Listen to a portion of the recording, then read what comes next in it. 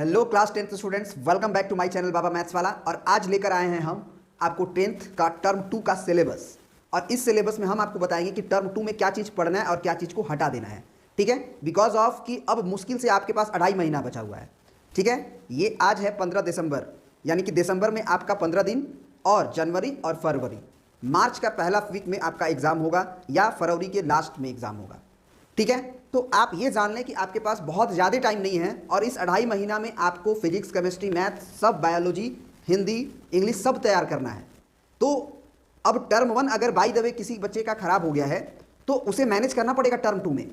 अगर वो मैनेज नहीं करेगा तो उसका मार्क्स इतना कम हो जाएगा कि उसका कोई मतलब ही नहीं है। ठीक है, उसका कोई मतलब ही नहीं है। इसका मतलब कि टर्म 2 का सिलेबस केवल हम उतना ही पढ़े जितना हमको बताया जा रहा है और उसमें इतनी 3 महीना में ये मेहनत कर दें, क्योंकि आधा ही सिलेबस पढ़ना है, पूरा तो पढ़ना नहीं है। एक प्लस पॉइंट ये है, तो उस आधे सिलेबस में भी जो रिड्यूसिबल है, जो हटा दिया गया उसे छोड़ेंगे और जो जो हमें पढ़ना है उसको समझेंगे। और टर्म 2 में इतनी मेहनत करनी है आपको कि होती है ना, जो बीत गई सो बात गई। जो बीत गया उस पर सोच के सर फोड़ने से क्या फ़ायदा है, उसको सोचना ही नहीं चाहिए। बस ये सोचो कि आगे जो हमको करना है उसमें हम अधिक से अधिक कितना कर सकते हैं। तो टर्म 2 में आपको 100% देना है। तो चलिए अब हम लोग अपने मोबाइल स्क्रीन पे आएंगे और आपको हर चैप्टर का 1 बाय 1 क्या चीज़ पढ़ना है और क्या चीज़ नहीं पढ़ना है उसको हम लोग देखेंगे। तो चलिए आते हैं मोबाइल स्क्रीन पे और देखते हैं। चलिए, क्लास 10th के बच्चे हेलो, क्लास 10th के बच्चे बहुत ही ध्यान से देखेंगे कि उन्हें क्या चीज़ छोड़ना है और क्या चीज़ पढ़ना है, बिकॉज टर्म 2 बहुत इंपॉर्टेंट है। तो चलिए स्टार्ट करते हैं अब हम लोग कि 1 बाय 1 क्या चैप्टर से छोड़ना है और क्या पढ़ना है। सबसे पहले तो आप ये जान लें कि आपका अलजेब्रा से 10 मार्क्स का आ रहा है, ज्योमेट्री से 9 मार्क्स, ट्रिग्नोमेट्री से 7, मेंसुरेशन से 6, स्टैटिस्टिक्स से 8 और टोटल मिला के 40 और 10 नंबर आपका इंटरनल स्टेटमेंट असेसमेंट होगा।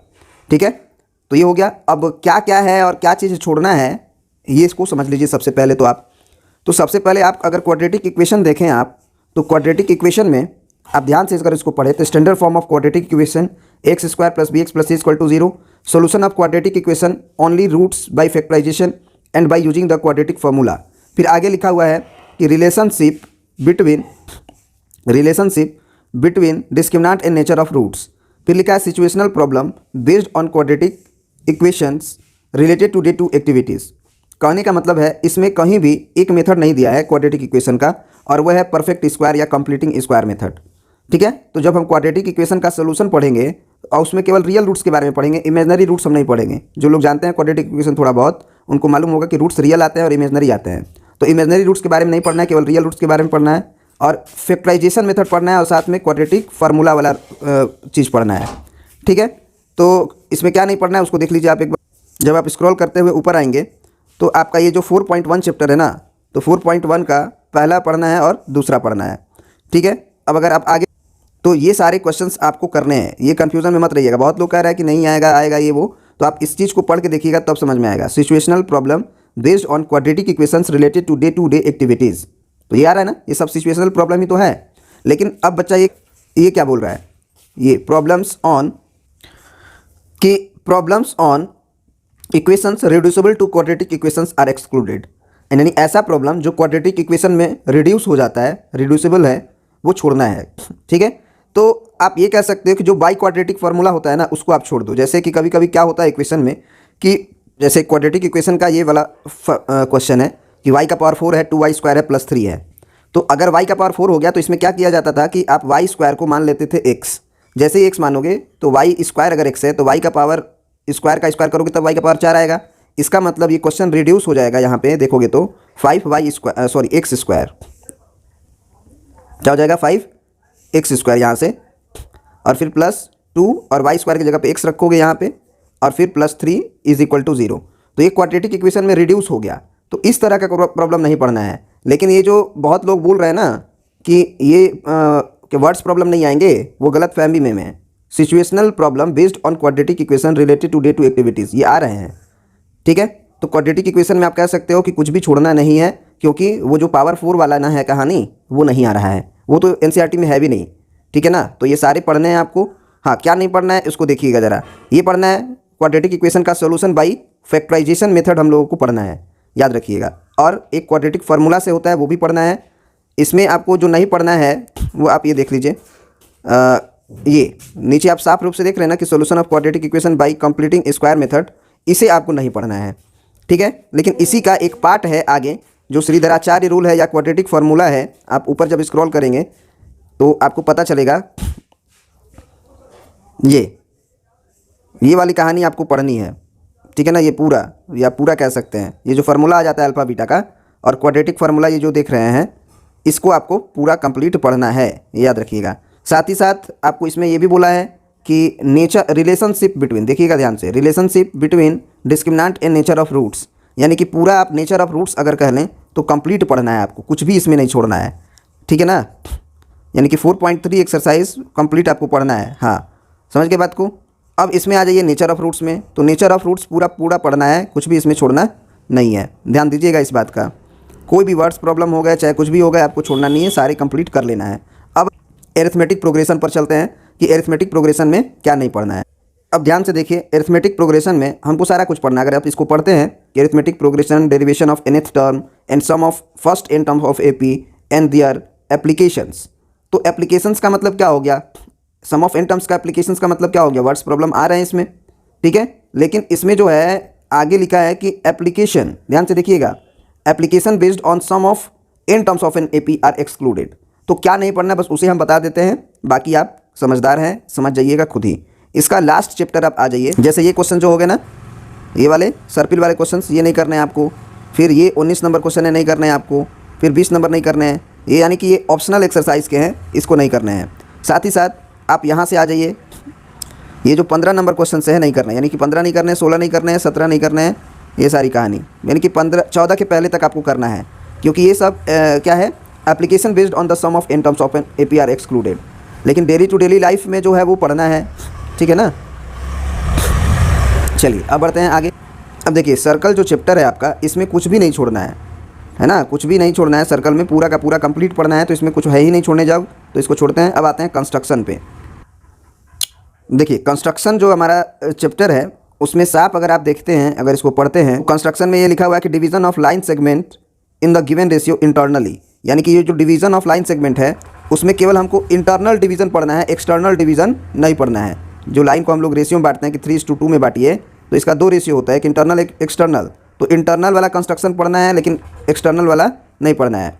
फिर आगे देखिए, लिखा है कि tangents to a circle from a point outside it, यानी कि एक सर्कल वाला कंस्ट्रक्शन होता है जिसके बाहर से हम लोग टेंजेंट ड्रॉ करते हैं, वो पढ़ना है। तो क्या नहीं पढ़ना है, वो एक था ना ट्रायंगल के अकॉर्डिंग सिमिलर ट्रायंगल बनाना, 2 ठो, वो नहीं पढ़ना है। यानी कि आप अगर एक्सरसाइज वाइज देखें तो एक्सरसाइज वाइज हम आपको दिखा देते हैं। ये जो आप देख रहे हैं कि ये ट्रायंगल वाला कंस्ट्रक्शन, ये नहीं करने हैं।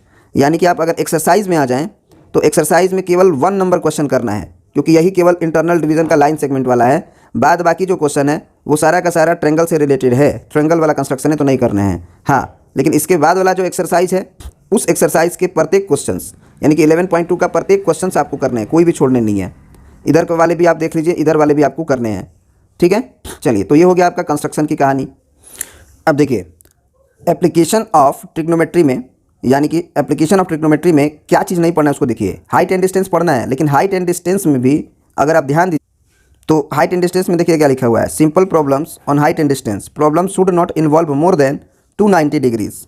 मतलब आप कभी भी जब क्वेश्चन बनाते हैं तो आपको हाइट एंड डिस्टेंस में 2 तरह का क्वेश्चन, 3 तरह का क्वेश्चन मिलता है, जिसमें कि एक ही ट्रायंगल में 2 राइट एंगल भी मिलते हैं। तो एक ही ट्रायंगल में अगर 2 राइट एंगल आपको मिल रहे हैं, जैसे एक मिल गया ये, एक मिल गया आपका इधर से कुछ ऐसे, तो 2 राइट एंगल तक चलेंगे। लेकिन 2 राइट एंगल से अगर ज़्यादा हो गया तो वो नहीं आएंगे। और एनसीईआरटी में 2 राइट एंगल से ज़्यादा कोई एक्सरसाइज माने कोई क्वेश्चंस भी नहीं है। तो आप ये मान लीजिए कि एप्लीकेशन ऑफ ट्रिग्नोमेट्री में एनसीईआरटी के क्वेश्चंस कोई भी नहीं छोड़ने हैं आपको, सारे के सारे करने हैं 9.1 के और एग्जाम्पल के साथ, ठीक है। तो एग्जाम्पल्स भी सारे कर लीजिएगा और एक्सरसाइज तो आप समझ ही गए हैं कि 9.1 का पूरा कंप्लीट पढ़ना है। अब बढ़ते हैं आगे। अब देखिए, जो अगला चैप्टर था आपका वो सरफेस एरियाज एंड वॉल्यूम था। तो surface and areas and volume में कुछ भी नहीं छोड़ना है, बस एक चैप्टर छोड़ना है, फ्रस्टम वाला, है ना। और एक बात और, इसको ज़रा ध्यान से पढ़िएगा, surface area and volumes of combination of any 2 of the following cubes, ठीक है ना, cuboids, spheres, hemisphere and right circular cylinder या कोन। तो इसका ये मतलब है कि 2 का कॉम्बिनेशन हो तो चलेगा, जैसे आपका एक हेमिस्फेयर हो गया और हेमिस्फेयर के ऊपर एक सिलेंडर हो गया, ये चलेगा। चाहे आपके पास एक कोन हो गया और इस कोन के ऊपर स्पेयर हो गया या सिलेंडर हो गया, ये चलेगा। यानी कि 2 कॉम्बिनेशन वाले जो फिगर होंगे सरफेस एरिया एंड वॉल्यूम में, वो चलेंगे। तो एनसीईआरटी में 2 से अधिक है भी नहीं। एक आध क्वेश्चन में है कि उसमें क्या कह दिया है कि नीचे भी एक हेमीस्फेयर है, फिर स्फेयर है और फिर हेमीस्फेयर है। ये 2 मतलब 2 एक आध क्वेश्चन में है, तो आप उसे छोड़ दीजिएगा जिसमें 3 कॉम्बिनेशन ऑफ फिगर यूज हुआ हो। ठीक है। दूसरा चीज़ और क्या छोड़ना है, 3 वाला फिगर छोड़ देना है। और साथ ही साथ आपको क्या करना है इसमें कि ये भी मतलब प्रॉब्लम्स, ये दूसरा देखिएगा, involving converting one types of metallic solid into the another, जो पिघला के बनाया जाता है कि एक मेटल जैसे कोन है वो सॉलिड है, उसको पिघलाकर हेमिस्फीयर बना दिया गया। तो 2 से अधिक 2 कॉम्बिनेशन वाले पढ़ने हैं। यानी कि आप ये कह सकते हैं कि इसमें आपको कुछ भी छोड़ना नहीं है, क्योंकि एनसीईआरटी में ऐसा कोई क्वेश्चन ही नहीं है जिसमें 3 फिगर ज़्यादा से ज़्यादा यूज हुआ, एक आध फिगर में यूज हुआ होगा बस। दूसरा चीज़ एक और क्या, फ्रस्टम जो है कहीं यूज नहीं किया गया है, तो फ्रस्टम चैप्टर को आप बिल्कुल ही छोड़ दीजिएगा। और वो एक्सरसाइज हम बता देते हैं आप, वो एक्सरसाइज आपका 13.4 है। तो 13.4 जो है ना वो बिल्कुल भी नहीं करने की जरूरत है, क्योंकि सारे फ्रस्टम के क्वेश्चन हैं। ठीक है। अब हमारा लास्ट एक्सरसाइज आ जाता है स्टैटिस्टिक्स।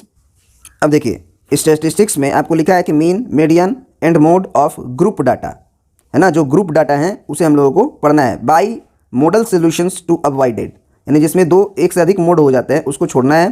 फिर आगे इन्होंने लिखा है कि mean by direct method and assume mean method. तो आपके पास 3 मेथड होता है, डायरेक्ट मेथड होता है, एज्यूम मीन मेथड होता है, और एक होता है आपका स्टेप डेविएशन मेथड। तो स्टेप डेविएशन मेथड जो है आपको नहीं पढ़ने हैं बिल्कुल भी।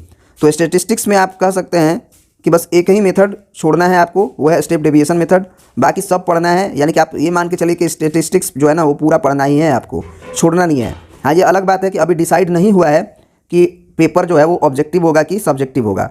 ठीक है। लेकिन ये जो ओमिक्रॉन नामक कोरोना है, जिसके चलते अगर डिस्टर्बेंस होगा तो फिर ऑब्जेक्टिव पेपर होगा। तो इसलिए जैसा सिचुएशन होगा वैसा हम लोग करेंगे। ठीक है ना। तो ये रहा सिलेबस। और एक बात बता देते हैं कि हमारे चैनल बाबा मैथ्स वाले पर आपको सीरियल वाइज हर चैप्टर का जो टर्म 2 का है वो वीडियोस अवेलेबल होंगे। टर्म 2 का प्लेलिस्ट बनेगा हमारे चैनल पे, उस प्लेलिस्ट में आप जाइए, केवल कहीं नहीं जाना है, टर्म 2 पे जाना है और टर्म 2 के वीडियोस आप देख सकते हैं। उसमें एकदम serial wise chapter wise videos available होंगे धीरे धीरे करके। तो 1 बाय 1 आप पढ़ते जाएं और कंप्लीट करते जाएं, क्योंकि समय बहुत ही कम है। चलिए तो मिलते हैं अब नेक्स्ट वीडियो में हम लोग क्वाड्रेटिक इक्वेशंस के वीडियोज़ के साथ। Thank you. लाइक शेयर और सब्सक्राइब जरूर करेंगे चैनल को, है ना, ताकि सभी लोग इसको पढ़ पाएँ और दोनों आदमी का फ़ायदा हो पाए, आपका भी और मेरा भी। ठीक है ना। बहुत बहुत धन्यवाद।